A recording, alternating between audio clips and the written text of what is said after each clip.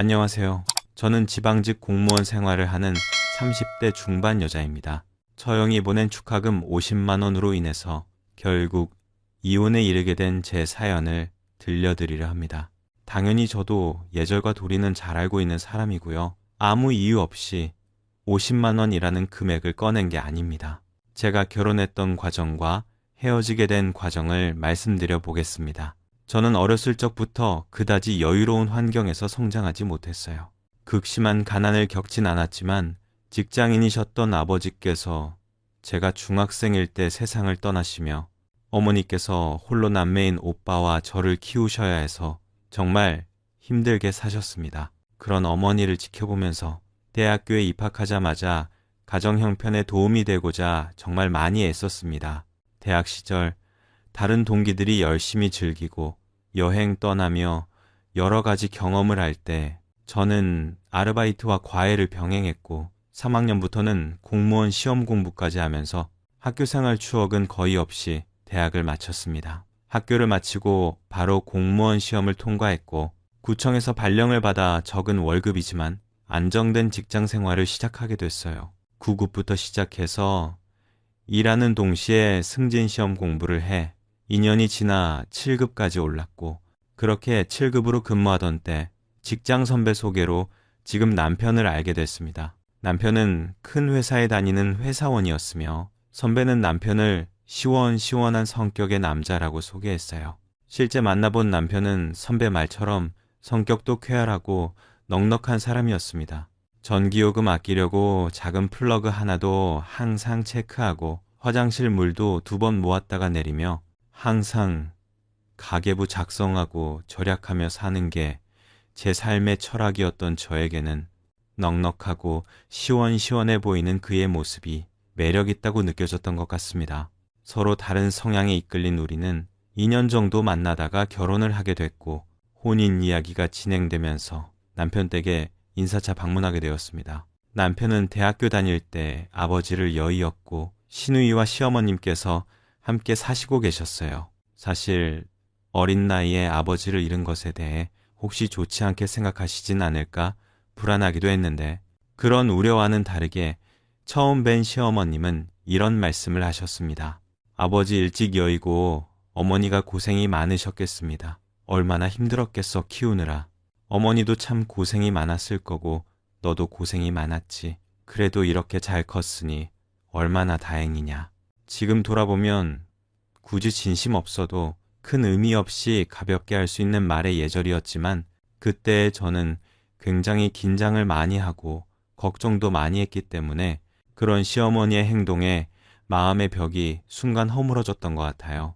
어머님, 따뜻하게 맞이해 주셔서 너무 감사드려요. 제가 앞으로 정말 잘할게요. 그래, 나도 딸처럼 생각하마. 우리 한번 잘 지내보자.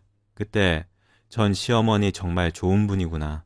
내가 어머니처럼 잘 모셔야지. 정말 진심으로 그런 생각을 했었죠. 지금에 와 생각하면 나이만 먹었지 앞만 보고 달려오느라 참 순진했던 것 같아요. 그런데 한 가지 이상한 점이 있었어요. 어쩐지 인사드리러 갔을 때 시누이가 안 보이더라고요. 사실 제가 처음 시누이를 만났을 때 보자마자 깜짝 놀랐던 기억이 있어요. 시누이는 마치 연예인처럼 눈에 띄게 예쁜 외모를 가진 학생이었어요. 남편은 그냥 평범한 얼굴이어서 여동생이 그렇게 예쁠 줄은 미처 몰랐죠. 첫 만남에서 시누이는 저한테 많은 얘기를 했었어요. 언니, 저는요, 대학교 졸업하기 전에 꼭 연예인 될 거예요. 어디저디 많이 떨어지긴 했지만 어떤 방법으로든 꼭 유명해질 거예요. 그러니까 언니도 제 뜨기 전에 미리 사인 하나 받아두시는 게 좋을걸요? 얘가 이렇다니까. 어렸을 때부터 얼마나 연예인 된다고 노래를 불렀는지. 엄마가 그래도 대학은 나와야 된다고 해서 그나마 다행이지. 왜? 아가씨 보니까 연예인하고도 남을 것 같은데 뭐. 그죠? 솔직히 저 같은 사람이 연예인 안 하면 누가 해요? 그날 시누이는 참 당차고 발랄하고 돋보이는 아가씨였어요. 근데 이상하게도 처음 시가에 인사드리러 갔을 때도 또 그 이후 상견례 자리에서도 시누이는 보이지 않았어요. 당시 남편에게 특별한 얘기를 듣지 못했기 때문에 좀 이상하다 싶었죠. 어디 내놔도 자랑스러운 딸인데 무슨 안 좋은 일이 있나 싶어 상견례 자리에서 조용히 시어머니에게 물어봤죠. 어머님, 근데 혹시 아가씨는 어디 가셨어요? 저번부터 계속 안 보이시네요. 제가 시누이에 대해 묻자 시어머니는 갑자기 얼굴이 확 굳어지더니 옆에 있던 남편도 표정이 이상해지고 시어머니는 냉수 한 잔을 벌컥벌컥 들이켜더니 이내 눈물을 흘리기 시작했어요. 저도 너무 당황스러웠죠. 제가요, 초면에 사돈분들이 있는 자리에서 이런 소리 꺼내기 참 민망스럽지만 제가 우리 딸만 생각하면 아주 속이 터집니다. 시어머니의 설명은 이랬어요. 원래는 저희보다 시누이의 결혼을 먼저 하려고 했는데 시어머니가 엄청나게 반대를 했다고 해요. 시누이는 연예인 준비한다며 소속사에 들어갔다가 거기 매니저와 몰래 사귀게 되는데 그러다 정이 들었는지 둘이 결혼하겠다고 허락해달라며 난리를 쳤다고 해요. 시어머니는 예쁘고 재능 있는 자기 딸이 너무 아까워서 반대를 했고 결혼은 절대 안 된다는 시어머니 말에 시누이는 2년 전부터 나가서 살고 있는 거였죠. 우리 딸 데리고 어디 나가면 다들 연예인 줄 알고 쳐다봐요. 어릴 때부터 그랬어요. 다들 예쁘다고 아역 배우 시켜도 되겠다고 한 번만 사진 찍어보자, 안아보자 난리도 아니었어요. 걔 어디 하나 손댄 것도 없고 타고나길 그렇게 예쁘게 타고났죠. 헛바람 들어 이상한 놈 꼬일까봐 항상 단속하고 그래서 일부러 공부도 더 시켜서 좋은 대학 보냈더니 이런 꼴이 있냐고요. 그렇게 나 키워놨더니 원 변변찮은 매니저라니. 그게 무슨 매니저야? 로드 매니저야 뭐? 그래, 뭔 로드 매니저인지 뭔가는 나부랭이가 좋아 죽는다며 본인 팔자를 꼬고 사는지 정말 도통 모르겠습니다. 아이고, 내가 참 첫 만남부터 별 얘기 다 하네. 미안합니다, 사돈. 아유, 아닙니다. 얼마나 걱정이 많으시겠어요. 같은 딸, 같은 처지에 다 이해합니다. 괜찮아요. 벼랑간 눈물을 쏟은 시어머니의 말에 상견례 자리가 잠시 어색했던 기억이 납니다. 하지만 저희 엄마는 그런 게 흉이 됐긴 뭐가 됐냐며 오히려 솔직해보기 좋다고 이해하셨죠. 결국 시가와 인연을 끈다시피 한 시누이는 저희 결혼식 당일에야 얼굴을 비췄고 당일에 같이 온 동거한다는 남자는 시어머니의 눈치를 엄청나게 보느라 진땀을 흘리더라고요. 어쨌거나 남편과 저는 그렇게 결혼을 하게 됐습니다. 저희는 수도권 신혼집에서 신혼생활을 시작했어요. 남편이 작은 아파트를 해오고 제가 혼수와 가전을 해갔고요. 결혼 전 대신 좀 걱정했던 시어머니나 시누이와의 관계도 나쁘진 않았어요. 시어머니는 종종 김치며 반찬이며 해다가 우리 집에 보내줬고 시누이는 결혼을 반대하는 시어머니와는 여전히 냉랭하게 지냈지만 제 남편을 잘 따르는 편이라 저에게도 살갑게 잘했어요. 새언니, 저희 엄마한테 언니가 좀 말 좀 해주세요. 옆에서 보니 저도 철이 좀 든 것 같다고 말해주면 안 돼요? 아가씨는 남자친구가 어디가 그렇게 마음에 드세요? 잘생겼잖아요. 저 처음에 회사 들어갔을 때 매니저가 아니라 연예인 지망생인 줄 알았다니까요. 전 남자 얼굴밖에 안 보거든요. 그건 어머님한테 그 말을 안 하는 게 낫겠네요. 당시 저는 시가와의 관계도 양호한 편이었고 결혼 초반엔 우리 사이에 특별히 큰 문제는 없었지만 사소한 생활 습관의 차이로 가벼운 다툼은 있었어요. 대부분 돈과 관련된 문제들이었습니다. 제가 불만이었고 남편은 제가 너무 돈에 집착하고 쪼잔하다고 말했죠. 남편은 원체 친구들이 많고 약속도 많은 사람이었는데 그때마다 몇십만 원쯤은 우습고 연말이나 생일에는 100만 원이 훌쩍 넘어갈 때도 많았어요. 그럴 때마다 돈 문제를 두고 남편과 언쟁을 벌이고 다투는 일이 점점 잦아졌습니다. 내가 돈 벌어, 내가 돈 쓰는 게 뭐가 문제야. 뼈 빠지게 일한 것. 이 정도도 스트레스 못 풀어? 내가 돈을 못 버는 것도 아니고 잘 버니까 그만큼 쓰는 거잖아. 돈 못 벌고 친구 하나 없이 집에서 처박혀 있는 루저 하면 좋겠어? 그런 남편을 원하는 거야? 아무리 그래도 결혼한 이상 서로 상의하고 맞춰가려는 노력이 필요한 거잖아. 당신 지금 하는 행동을 봐. 당신은 꼭 결혼 안 한 사람 같아. 여전히 미혼인 것처럼 생활하고 마음대로 돈 쓰며 살잖아. 지금이야 우리가 젊고 건강하지만 앞으로 살다가 무슨 일이 생길지 어떻게 알아. 이러다가 큰돈 들어갈 일이 생기면 어쩌려고 그래. 당장 일어나지도 않을 일을 왜 그렇게 사서 신경을 써. 난 그런 주의가 아니야. 내일 걱정할 바에야 오늘을 즐기자.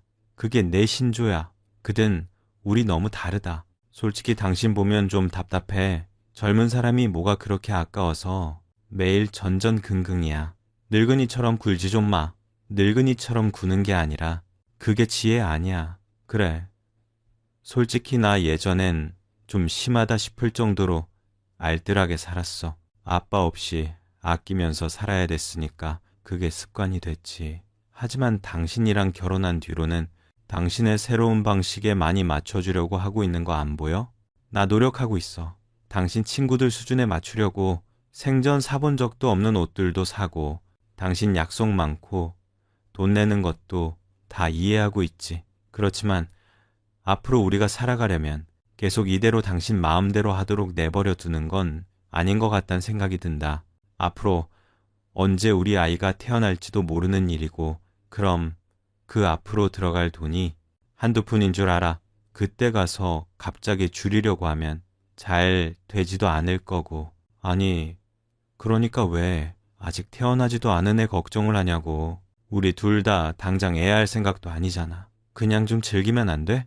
우리가 뭔 능력 없는 인간들도 아니고 벌 만큼 벌어. 좀 여유롭게 살자고. 릴렉스 좀 해. 당신도 돈에 대한 가치관의 차이라 할까요? 생활 습관 차이라 할까요? 이 부분에서 우리는 생각보다 너무 큰 차이가 있었고 이 문제는 생각보다 큰 장애가 되기 시작했죠. 남편은 모임이나 친구들 만나는 데만도 돈을 물쓰듯 쓰는 사람이니 가족 문제는 말할 것도 없었어요. 대학을 졸업하고도 이렇다 할 직업을 찾지 못한 시누이에게 매달 용돈을 주고 있는 것은 물론 시누이의 앞길에 들어가는 돈만 해도 액수가 꽤 되더라고요. 연예인 되겠다고 여기저기 오디션 보러 다니는 시누이의 옷, 머리 메이크업 등에 돈을 많이 썼고 그 비용은 지금껏 모두 남편이 대고 있었어요. 남자친구와 동거한다며 나가 살고 있는 지금도 남편이 생활비를 대주고 있었고요. 이 문제도 결혼한 뒤에 알고 충격이었는데 그보다 더한 일도 있었죠. 한 번은 소속사에서 데뷔시켜준다며 투자금을 요구하는 사기도 당했는데 3천만 원 가까이 되는 피해 금액도 물론 남편이 갚아줬습니다. 그 문제로도 여러 번 다툼이 있었어요. 아니, 대체 왜 그 돈을 전부 우리가 대야 돼? 아가씨도 본인이 하고 싶은 일은 본인 힘으로 해내는 법을 배워야 돼. 당신이 자꾸 도와주니까 그거 아가씨한테 좋은 일 아니야. 그거 알아야 돼. 아가씨도 이제 성인인데 당신이 아가씨가 어른 되는 걸 방해하고 있는 거나 마찬가지라고. 내가 내 동생 도와주는 일에도 당신 허락을 받아야 돼? 이건 우리 가족 일이야. 결혼을 한 이상 우리는 나와 남편이 한 가족이 되어야 정상 아닌가요? 근데 남편은 여전히 시어머니와 시누이를 우리라 부르며 자기 가족으로 칭하고 있었죠. 여보, 당신 가족은 이제 나야. 당신도 이 집의 가장으로서 책임감을 가져야 되는 거 아니야? 어떻게 아직도 결혼 전 가족에게만 매여 있을 수가 있어. 뭐 매여 있다고 표현을 하냐. 난 대학 때 아버지 돌아가시고 쭉 우리 집 가장이었다. 내가 이러는 게 싫다면 그냥 내 존재 자체를 부정하는 거야. 그런 나를 바꾸라고 하면 그건 나랑 헤어지잔 소리라고. 뭐?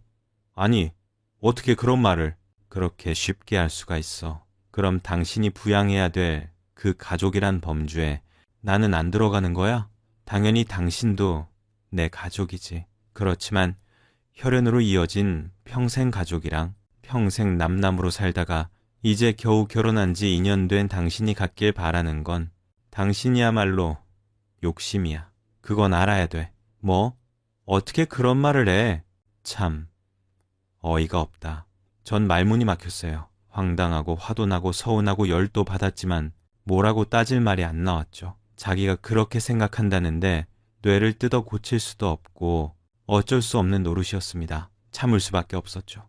어디 가서 얘기하면 저만 딱 나쁜 인간 되겠다 싶기도 하더라고요. 사람이 자기 엄마, 자기 동생 좀 챙길 수도 있지. 그걸 말리는 제가 나쁜 사람처럼 보일 수도 있겠다 싶어 어디 가서 말도 못하고 꾹 참고 지내기를 반복하다 문제가 터졌어요. 동거를 하던 신우이가 임신 사실을 알게 됐고 둘이 결혼을 하겠다고 나선 거였죠. 심지어는 임신이 꽤 지난 다음에야 임신 사실을 알아차려서 배가 너무 금방 불러오기 시작한 탓에 당장 결혼식을 할 수 없지만 일단은 아이부터 낳은 다음 하기로 했고 뭐 거기까진 문제가 없었습니다. 문제는 신우이와 예비 남편이 엔터테인먼트 사업을 하겠다고 일을 벌리면서 시작됐어요. 신우이의 예비 남편은 본인이 매니저 일을 해온 경력과 인맥만 믿고 덜컥 회사를 차렸고 그렇게 제대로 된 준비도 없이 시작된 사업이 잘 될 리 없었죠. 둘은 월세방에서 지내고 있었는데 겨우 방 한 칸 마련할 돈은커녕 빚까지 지게 됐으니까요.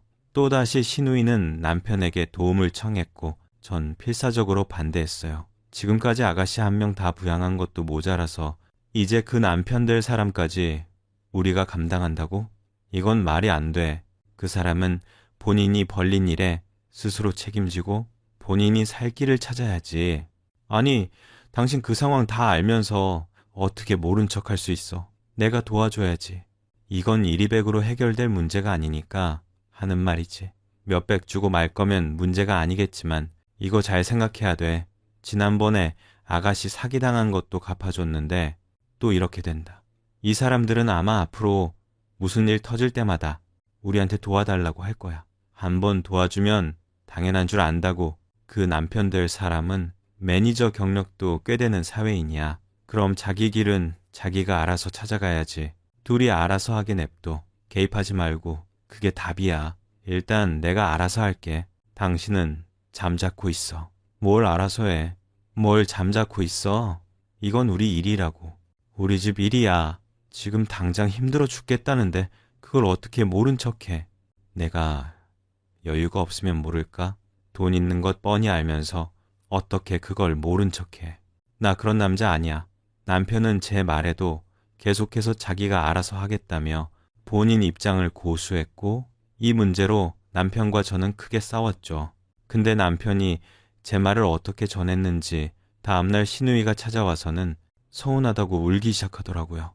전 친하다고 생각했고 친언니처럼 생각했어요. 근데 저한테 어떻게 이렇게 차갑게 구실 수가 있어요. 언니가 조카 돕는 거 반대한다고 해서 저 정말 상처받았어요. 아가씨, 미안하지만 이건 가족으로서 도와줄 수 있는 일의 범주를 벗어난 것 같아요. 아가씨도 더 이상 어린애가 아니잖아요. 출산도 할 거고 언젠가 결혼도 할 거고 이제 어른이잖아. 자기가 벌인 일에 책임을 질 줄 알아야 어른이 되는 거예요. 아가씨도 이제 어른 되는 법 좀 배우셔야 돼요. 오빠가 언제까지 다 해줄 수 있는 건 아니잖아요. 언니, 홀몸도 아닌 저한테 너무한다고 생각하지 않아요? 새언니랑 오빠 결혼할 때 이 집 누가 해줬어요? 저희 엄마가 해줬죠. 그건 꿀떡 받아먹더니 오빠가 지금 우리 가족한테 쓰는 돈이 아깝다는 거예요. 새언니가 받을 땐 아가씨 가족이고 우리한테 줘야 할 땐 가족 아니라고 선 긋는 거예요. 지금. 아니, 아가씨, 지금 비유가 이상하네요. 결혼하면서 집이랑 혼수 마련하는 거랑 이건 같은 선상에 놓을 일이 아니죠. 어떻게 그 둘을 비교하면서 저를 이상한 사람으로 몰아가는 거예요? 새언니, 저는 모르겠고요. 저는 그동안 새언니가 믿을 만한 가족이라 생각했는데 역시 어쩔 수 없는 남이네요. 여자들 결혼해서 시댁 달린 집안이면 선 긋는다더니 새언니도 똑같네요. 결국 남이란 걸 이렇게 새언니 스스로 증명해 주는군요. 지금껏 아가씨 다 부양한 것도 오빠죠.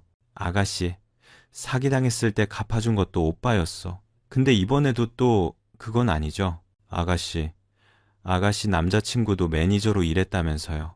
그럼 알아서 해야 되는 거예요. 그게 당연한 둘이에요. 언니 진짜 한마디에 못 오르시네요. 임신한 사람한테 그렇게까지 계산적으로 굴고 싶으세요? 진짜 홀몸도 아닌 사람한테 너무하시네요. 신우이는 도끼 눈을 뜨고 저에게 들어오더니 휙 하고 가버렸어요. 신우이는 점점 배가 불러왔고 결국 저는 1,000만 원까지 돕겠다고 그 이상은 아니라고 선을 밝혔고 그랬더니 신우이랑 신우이 남편도 제게 고맙다고 했고 일은 그냥 그 정도로 마무리되는 듯 했어요. 그렇게 몇 달이 흘러 신우이는 무사히 아이를 출산했고 아들이 태어났어요. 신우이의 시댁 쪽에선 아들 소식에 난리가 났다는 소식이 전해졌어요. 신우이랑 결혼할 남자 쪽 집안에서 아들을 낳았다는 소식에 갑자기 나서서 결혼을 시키겠다 하는 상황이었고 알고 보니 시댁들 집안에서도 그동안 결혼을 반대해왔던 거예요. 이 부분은 저도 전혀 모르고 있었고 나중에야 남편이 이야기했던 부분이었죠. 그쪽 집안에선 갖고 있던 땅을 다 팔아서 자기 아들이 하려는 사업을 지원해 줄 테니 신우이 쪽에서는 애들이 지낼 신혼집을 해오라고 양쪽이 비슷하게 해야 되지 않냐며 신혼집 해오면 결혼을 허락하겠다고 한 거였죠. 그 소식에 시어머니는 갑자기 태도를 바꾸더니 자기 딸 결혼식을 올려야 된다. 아이까지 나왔는데 결혼해야 되지 않냐며 갑자기 180도 입장을 바꾸고 태도가 돌변을 했죠. 아이가 태어나니 아무래도 정식 결혼하지 않고 사는 딸이 걱정이 됐을 테고 게다가 사돈 쪽 집안이 꽤나 잘 산다는 소식을 들으니 시어머니 마음이 급해진 모양이었어요. 그렇게 신우이는 아이를 낳자마자 하나 얼른 결혼식을 해야겠다며 서두르기 시작했습니다. 그쪽 집에선 집 못 해주겠다고 했다며 자기 아들 사업만 지원해 줄 테니 신혼집은 너네가 해와라 이거지. 뭐가 그러냐. 자기네 아들 사업이야. 당연히 자기네가 지원하는 거고 그럼 집은 같이 준비해야 되는 거 아닌가? 지금 상황이 우리 쪽에서 주장하기 쉽지 않으니까 아무래도 애 문제도 있고 우리 선영이가 좀 접고 들어가야 될 면도 있긴 하잖아. 참 그래서 어머님은 집을 어떻게 하실 생각이라 마련해 주실 수 있으시대요? 엄마가 알아서 한다고 했으니까 두고 보자고. 전 시어머니가 어디 묻혀둔 돈이나 땅이라도 팔아서 집을 마련해 줄 생각인가 보다 했어요. 남편도 그 뒤에 별다른 말이 없길래 저도 신경을 안 쓰고 있었죠. 신우이는 대학도 중퇴하고 동거하며 사는 동안 친구들도 많이 없어진 상태라 드레스 보러 가는데 절더러 같이 가자고 하더라고요. 결혼 준비하는 신우이를 따라 웨딩드레스 업체에 가서 드레스를 보러 갔죠. 새언니는 결혼식 전에 다이어트 열심히 했어요. 애 낳고 났더니 빼려고 뺐는데도 아직 예전 몸매로 돌아가기 쉽지 않은 거 있죠. 언니도 웬만하면 애는 좀 늦게 낳아요. 애 낳고 나면 몸에 다 박힌다니까. 살 다 늘어진 거 봐. 이 팔뚝 좀 봐요. 뱃살도 그렇고 이 상태로 웨딩드레스 입어도 안 예쁠 것 같아요. 속상해 진짜. 아가씨는 워낙 얼굴이 예뻐서 지금 그대로도 충분히 예뻐요. 걱정하지 말아요. 하여튼 제가 이렇게 출산도 잘하고 결혼식까지 하게 된 건 오빠랑 새언니 덕이에요. 그때까지 저는 몇 달 전 1,000만 원 도와준 얘기구나 싶어 더 많이 못 도와줘서 미안하다고 했죠. 그랬더니 신우이가 눈을 동그랗게 뜨면서 하는 말이 가관이죠. 네? 1억씩이나 해줬는데 뭐가 미안해요. 새언니 생각보다 통이 크네요. 1억이라니 이게 대체 무슨 금액인지 어떻게 된 일인지 도통 이해가 안 됐죠. 그날로 당장 남편한테 따져 물었어요. 내 동생한테 꼴랑 1,000만 원 해줘놓고 나 몰라라 하는 쪼잔한 놈 되기 싫어서 내가 보냈다. 왜? 몇 억도 아니고 1억 정도 해줄 수 있잖아. 뭐가 또 그렇게 문제라고 이렇게 난리야. 뭐? 어떻게 그렇게 당당해. 1억이 누구 집 개 이름이야. 1억이 당신 혼자만의 힘으로 가능한 금액이야. 그거 우리 부부 공동재산이야. 나랑 한마디 상의도 없이 당신 마음대로 가져가서 당신 마음대로 써놓고 지금 뭔데 그렇게 당당해. 진짜 지긋지긋하다. 뭐가 지긋지긋해. 됐어. 너랑 이런 걸로 또 싸우는 거 진짜 지겨워. 그만하자. PR 생각하지 말고 똑바로 말해. 뭐가 지긋지긋하냐고. 너 이렇게 쪼잔하게 굴고 돈에 집착하는 거 그게 지긋지긋하다고. 넌 내 가족한테 돈 쓰는 게 그렇게 아깝냐? 아주 적반하장이 따로 없더군요. 1억씩이나 되는 큰 돈을 이런 부부 상의도 없이 혼자 마음대로 써놓고는 오히려 당당한 모습에 어이가 없었죠. 당신은 그럼 내가 우리 엄마나 오빠 일로 당신한테 말 안 하고 1억 갖다 주면 당신은 괜찮다고 했을 거야? 당연하지. 난 누구처럼 쪼잔하게 안 구니까. 말이 좋았지. 남편은 절대 그럴 리 없었어요. 본인 돈 쓰는 데는 통 크고 관대하지만 우리 가족 일엔 절대 그렇지 않았거든요. 제가 유학 가는 조카한테 용돈 300만 원 붙여줬더니 몇 번이고 그 문제로 싸웠었죠. 300 붙여줬더니 아니 그거 한 건 대체 뭐였는데 어린애 유학 가는데 무슨 그런 큰 돈을 주냐. 자기 부모들이 보내주는데 너까지 그럴 거 뭐 있냐? 당신 안 그랬어? 고작 300 갖고 그랬잖아. 이거랑 그거랑 같아. 당신 오빠라는 사람이 여유가 있어서 유학 보내주는 집인데 당장 집도 못 구해서 결혼 못하게 생겼다는 내 동생이랑 똑같냐고. 그렇다고 우리 오빠가 무슨 대단한 재력가 아니에요. 오빠도 저희 새언니도 그냥 회사 다니며 맞벌이로 돈 버는 월급쟁이 직장인들 뿐인걸요. 조카가 워낙 공부를 잘해서 학교에서도 권하고 본인도 뜻이 있어. 큰맘 먹고 보내는 유학이었어. 없는 조카 300만 원 주고 당신 눈치를 봤어. 근데 당신은 나한테 한마디 말도 안 하고 1억을 그냥 줘. 내가 진짜 조카 보기 민망하고 미안하다. 얘가 집 당장 안 구하면 결혼도 못 한다잖아. 넌 그럼 우리 선영이가 결혼도 못하고 혼자 애 키우면서 미혼모로 살면 좋겠어. 진짜 그걸 바래? 누가 그렇대. 집 안 해주니 결혼 안 시켜준다. 그럼 자기들이 어떻게든 알아서 하겠지. 처음엔 어머님이 알아서 하신다며. 우리 엄마 돈 꼬물꼬물 모아봐요. 얼마 된다고. 내가 보태야지 당연히. 당신 앞으로도 계속 이럴 거야. 당신 동생한테 무슨 일 터질 때마다 매번 그거 수습하고 뒤처리하고 돈은 돈대로 다 대주고 앞으로 계속 이럴 셈이야? 그런 일 생기기 바라는 사람처럼 굴지 마. 그리고 만약 그런 일 진짜 생기면 당연히 그럴 거야. 남편과 대판하고 나니 저는 더 이상 남편을 못 믿겠다는 생각이 들더라고요. 이대로 가다가는 자기 가족들에게 여기저기는 그 이상도 남몰래 퍼줄지도 모르고 자칫 보증을 서거나 더 큰 문제가 생길지도 몰랐죠. 실제로 신우이의 남편이란 사람이 사업한다고 설치는 꼴을 보면 언제든 그런 부탁을 해도 이상하지 않았어요. 고민하다 저는 공동 명의로 되어 있는 우리 집을 제 명의로 바꿔놨습니다. 혹시라도 집을 담보로 보증을 서거나 대출을 받거나 해서 도와주지 못하게 하기 위한 조치였고, 그리고 얼마 뒤 신우이의 결혼식 날짜가 나왔어요. 원래라면 아무리 못해도 200 이상은 축의금으로 할 생각이었죠.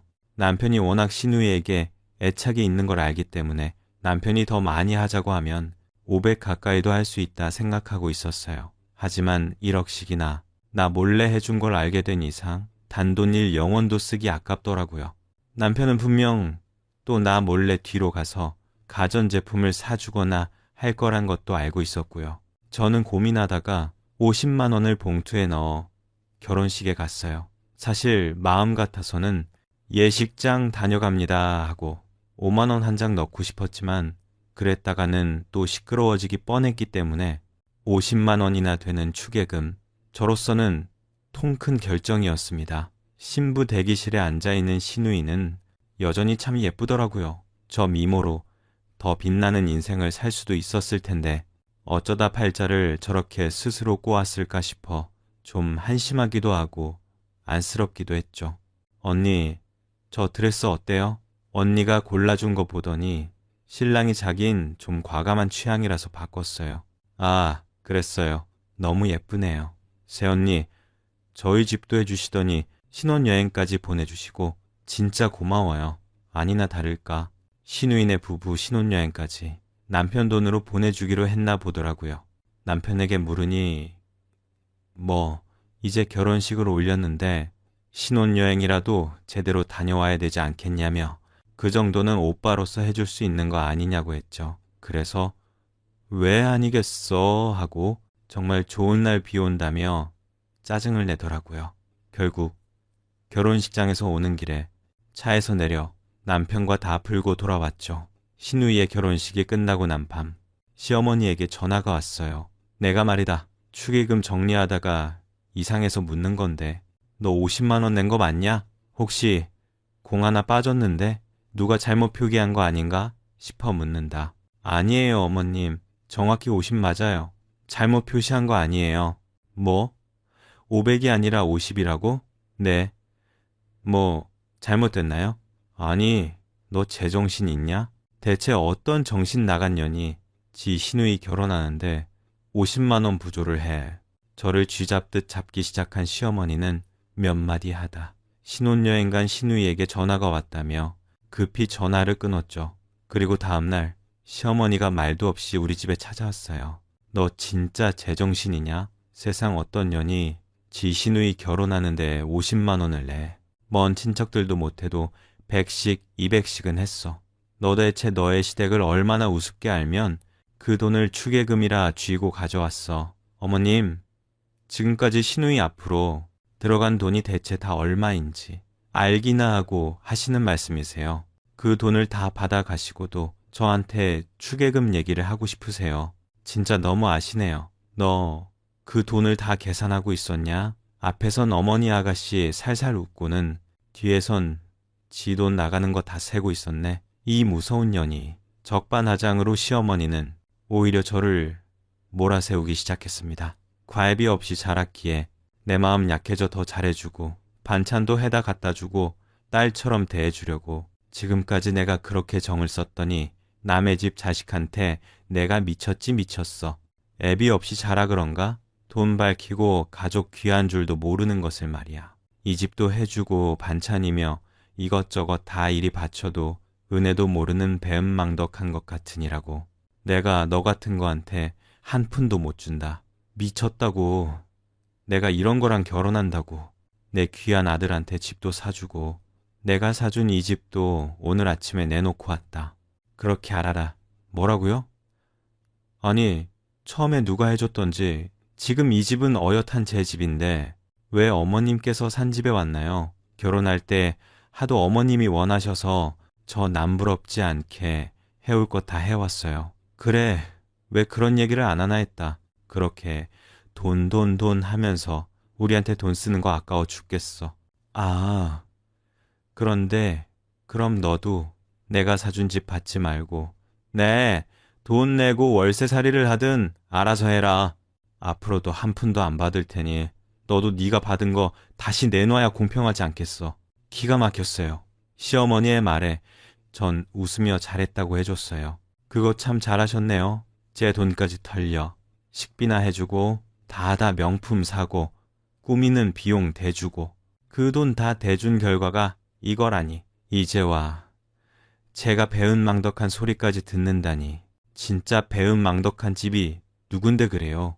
야, 너 지금 말 다 했냐? 우리 엄마한테 대체 그게 무슨 말버릇이야? 버릇없이. 너 그렇게 배웠어. 왜 이렇게 못 배운 짓을 하고 있어? 야, 말은 똑바로 해. 제 조카한테 준 300 갖고 그렇게 얘기를 하더니 자기 집엔 1억 몇천을 그냥 갖다 바치고 심지어 내 돈까지 갖다 바쳐놓곤 미안하단 말 한마디 없는 내가 인간이냐. 그래 놓고선 이제 와. 둘이서 날 비정상 취급하는데 진짜 황당해. 말이 안 나온다. 한번 세상 사람들 붙잡고 물어봐. 누가 문제인지. 그랬더니 시어머니와 남편은 제 가족사를 꼬투리 잡으며 제 상처를 공격하기 시작하더군요. 이거 봐라. 저 말하는 본색 좀 봐. 이래서 가정 환경을 보고 결혼시켜야 되는 건데 애비가 일찍 죽고 가난하게 산 거 다 눈 감아주고 결혼시킨 꼴이 이거다. 하고 이런 걸 좋다고 받아준 내 가슴을 쳐야지. 딸처럼 생각하고 오냐오냐 해줬더니 배은망덕한 것 같으니라고. 딸처럼 오냐오냐 지나가던 개가 웃겠네요. 그리고 저야말로 가정 환경 봤으면 절대 이런 집안이랑 결혼 안 했어요. 문제투성이에 번번한 얼굴만 믿고 사고란 사고는 다 치고 딸은 시누이에 허구한 날 술 퍼마시느라 몇백은 쓰고 가족에만 돈물 쓰듯 써내는 남편에 그런 아들 키워놓고 미안한 줄도 모르고 배우자한테 찾아와 막말하는 시어머니까지. 내가 이런 말 안 하려고 했는데 당신들 진짜 환장의 세트야. 너들은 너들끼리 평생 끌어안고 살아. 남의 집 귀한 딸내미 고생시키지 말고. 그렇게 셋이서 대판 싸우는데 부동산에서 전화가 왔어요. 집 보러 온다는 사람이 있단 연락이었습니다. 어차피 이 집은 제 명의로 되어 있고 시어머니께 그 사실을 알리기 전에 그냥 팔아버리면 되겠다 싶어 당장 집 보러 오라고 했어요. 집은 처음 보러 온 사람에게 바로 팔렸고 뒤늦게 명예 문제를 알게 된 둘은 노발대발 날뛰더군요. 이게 누구 돈으로 해준 집인데 누구 맘대로 명의를 바꿔. 엄마, 걱정하지 마. 명의 하나 바꾼다고 그렇게 집이 쉽게 바로 팔고 되는 거 아니야? 야, 이 멍청아. 마음대로 바꾼다고 그게 다 네 재산 되는 줄 알아? 뭘 알고 설쳐. 설치기는 너 그딴 식으로 치사하게 구는 거 내가 가만두고 볼 줄 알아. 집 나한테 곱게 넘기고 합의 이혼하기 싫으면 소송까지 가. 난 꿀릴 거 없으니까 나 몰래 우리 재산 가져다. 시가에 1억 5천 넘는 돈 퍼준 거 그거 나한테 명백한 과실 아니야. 그거 법정 가지고 가서 다 따지고 내 재산 돌려받고 정신적 보상까지 신청해 줄까? 그랬더니 소송까지 끌고 갈 자신은 없었는지 자기들이 질 것 같아 무서웠는지 몇 번을 싸운 이후에 어쩔 수 없이 순순히 이혼에 응하더라고요.